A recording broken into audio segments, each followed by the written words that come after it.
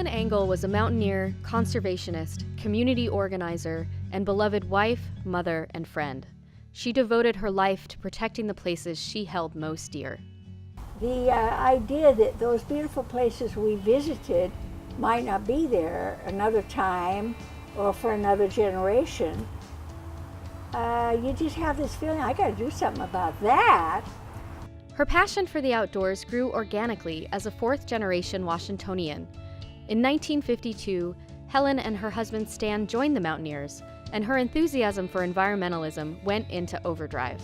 We went on a hike to one of the Tatoosh, Pinnacle Peak, and there was a young couple up there who said, well, you guys really ought to join the Mountaineers.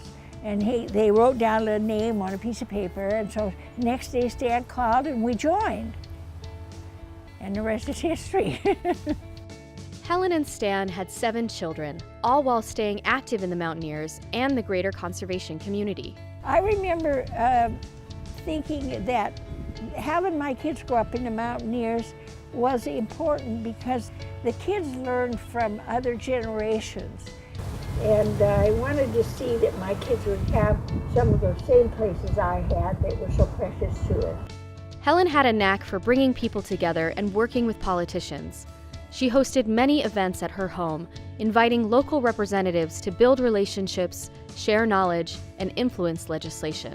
In 1976, when I was elected to Congress, Helen and I became very good friends, and she was such a great advocate for conservation. She was one of the great leaders in this state on environmental conservation, both as a member of the Mountaineers and as the creator of the local Audubon Society. One of the things I admire most about Helen is that she was not afraid to involve politics, and she brought political people, whether it's Norm Dix or myself as a legislator, into the loop as far as being involved with community concerns, environmental concerns.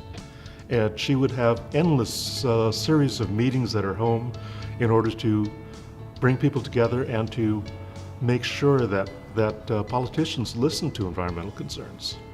One of the biggest projects Helen worked on involved creating the Billy Frank Jr. Nisqually National Wildlife Refuge, a protection which took nearly 40 years to establish. And when I got involved in the Nisqually, the city of Seattle wanted to use the Nisqually estuary for a garbage dump. And that was just, it was legal in those days. Because Nisqually was threatened at the time. Now it's become this huge, successful national wildlife refuge, and people don't realize it, but there were attempts to create it as a port, to do all kinds of things to it that were not appropriate, and that Helen recognized that, helped create Tahoma Audubon to fight that, and won. When we did the Nisqually and protected the river and got the flow of fresh water back in, it expanded the amount of estuary in Puget Sound by 1/3.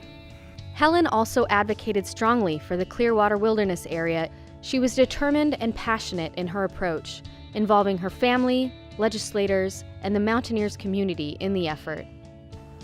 I was going for broke for a certain little area, wilderness area, that I didn't want taken out when we were doing all the trading. I was so happy to be able to call her and say, we got it in. We got the Clearwater in. After the bill was signed, Norm and his wife and their 2 little boys and me and about 30 or 40 other Mountaineers hiked up that trail. We hid the champagne in the snowbank, and we had a picnic in a new wilderness area. It's just so great when you win a couple, because you lose a lot too. Helen's life was full of adventure and purpose. It was filled with laughter and love.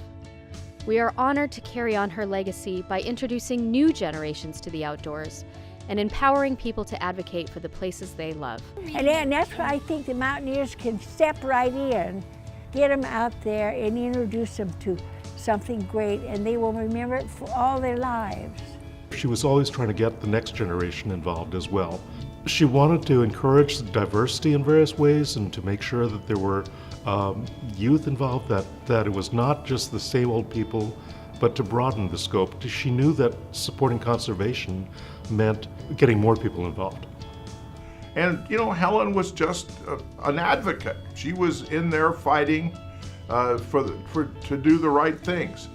And that's why she will be missed, but not forgotten.